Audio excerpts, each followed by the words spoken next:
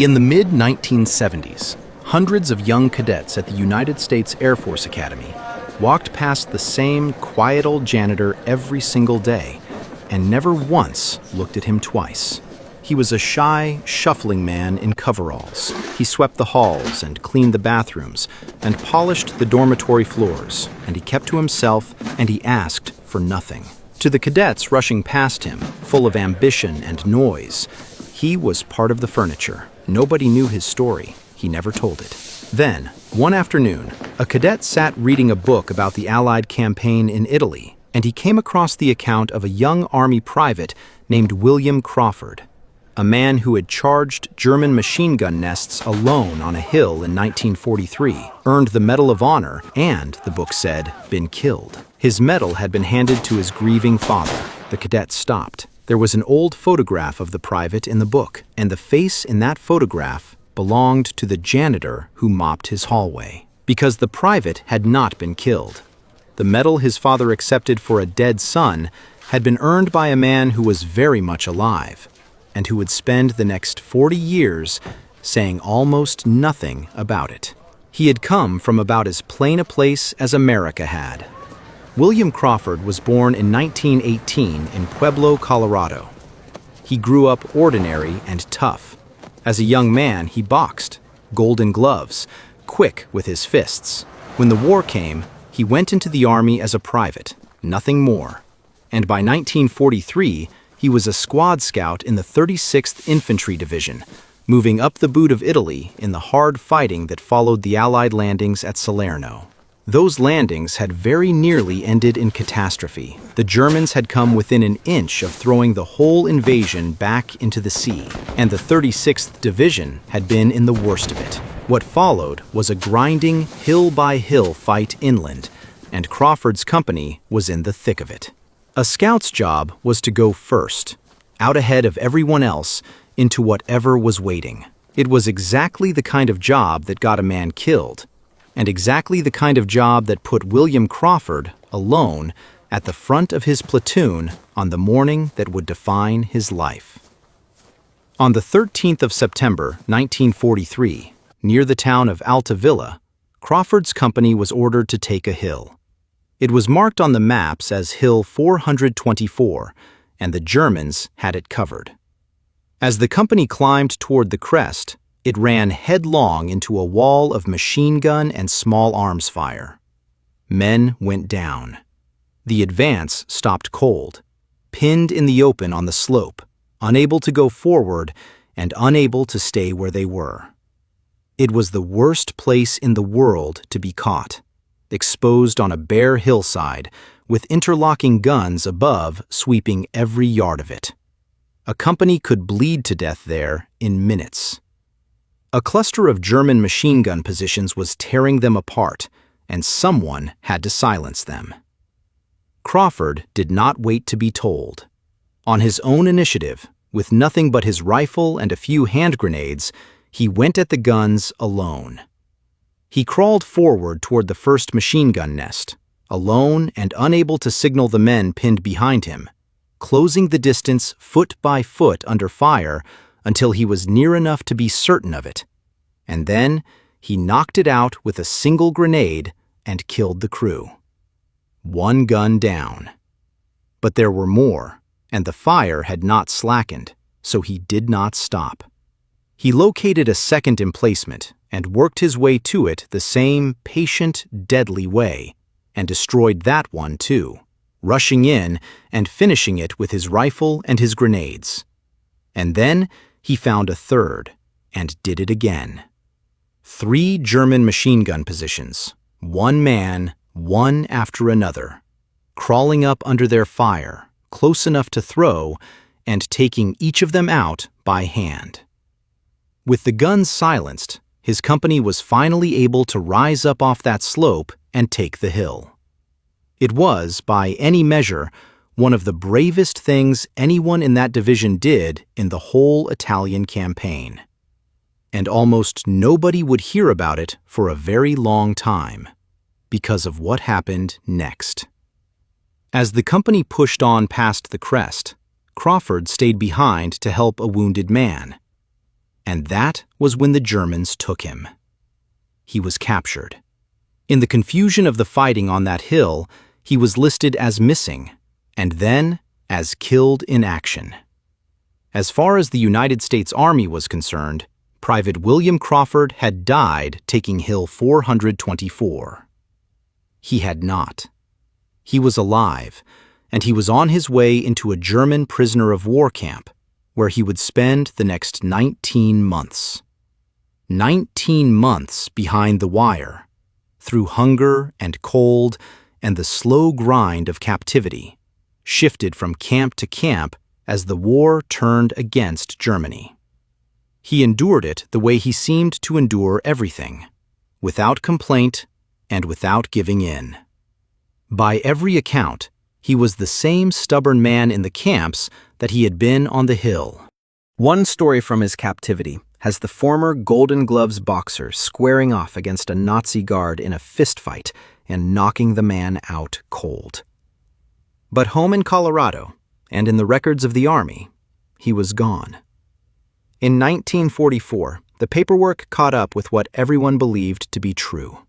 Crawford's actions on Hill 424 had been recommended for the Medal of Honor, the nation's highest award for valor. And in 1944, it was approved, the citation signed by President Franklin Roosevelt. And because the man who earned it was believed to be dead, the medal was presented in a solemn ceremony to his father. An old man stood and accepted the highest honor his country could give on behalf of a son he thought he had buried. It is hard to imagine a heavier thing to be handed, a small medal on a pale blue ribbon in a room full of officers, offered as the measure of your dead boy's courage. The father took it home. For a while, it was all he believed he had left of his son. And the whole time, that son was alive, sitting in a prison camp on the other side of the world, with no idea that any of it had happened. In 1945, the war in Europe ended, and the prison camps were thrown open. When Allied troops liberated Crawford's camp, the Army made a quiet, astonishing discovery. William Crawford was not dead at all. He walked out of captivity a living man, and only then began to learn that, back home, he had already been mourned, and that the nation had already draped its highest honor over the memory of him. Somewhere in Colorado was a father who had held a kind of funeral in his heart and kept a medal in a box for a boy who was walking out of a German camp, thin, worn, and very much alive. Most men would have made that the center of the rest of their lives. Crawford did the opposite. He was discharged, and he came home, and he married in 1946. Then, in 1947, he did something that tells you almost everything about him. He re-enlisted. The man who had been captured, presumed dead, and honored as a ghost, went back and quietly served another 20 years, retiring in 1967 as a master sergeant. He never seemed to feel that the war owed him anything, or that he owed it a grudge. He simply put the uniform back on and went to work. Through all of it, he wore the medal only reluctantly, and he did not talk about the hill. And when the Army was finally done with him, he still was not the kind of man to sit still. So he looked around his hometown of Colorado Springs for something to do, and he took a job as a janitor at the Air Force Academy. He turned out to be good at being invisible. He came in, he did the work, he went home. He did not correct anyone's low estimate of him. If the cadets thought he was only the shy man with the mop, that suited him fine, because in his own mind, that was more or less all he was. And so a Medal of Honor recipient came to be cleaning the floors that the cadets walked on, unnoticed, for years. After the young cadet recognized the face in the book, word moved fast. The cadets approached the quiet janitor and asked him, carefully, if he was the same William Crawford from the story, the private on the hill in Italy? Crawford's answer was 2 words. "Yep," he said. "That's me." They asked him why, in all this time, he had never said anything, and he gave them an answer they never forgot. "That was one day in my life," he told them, "and it happened a long time ago." It was not false modesty. He seemed genuinely to believe it, that the hill was a single day, long finished, with no more claim on the present than any other day a man forgets. Everything changed after that. The cadets who had brushed past him now stopped to shake his hand. They stood a little straighter around him. They started cleaning up after themselves. The man they had looked straight through became, almost overnight, the most respected figure on that campus, and he seemed faintly puzzled by all the fuss. And somewhere in those conversations, a detail came out that did not sit right with any of them. Because Crawford had been a prisoner, presumed dead when his medal was awarded, he had never actually received it himself. His father had stood in for a dead man. No one had ever placed the Medal of Honor around the neck of the living one. The cadets decided that was going to be fixed. In 1984, William Crawford was invited to the Air Force Academy's graduation ceremony as a guest. Generals were there, dignitaries were there, and the commencement speaker that year was the President of the United States, Ronald Reagan. The cadets and staff had arranged the whole thing quietly and kept it from him. In front of all of them, the President called the old janitor forward, not as a guest, but as the man they had all come to honor. And 40 years after his father had accepted it for a son believed dead, Ronald Reagan finally placed the Medal of Honor around the neck of the living William Crawford himself. In his remarks, the President spoke of the lessons those young officers had learned, not in a classroom, but from watching a quiet, humble man sweep their floors. He got his ceremony at last.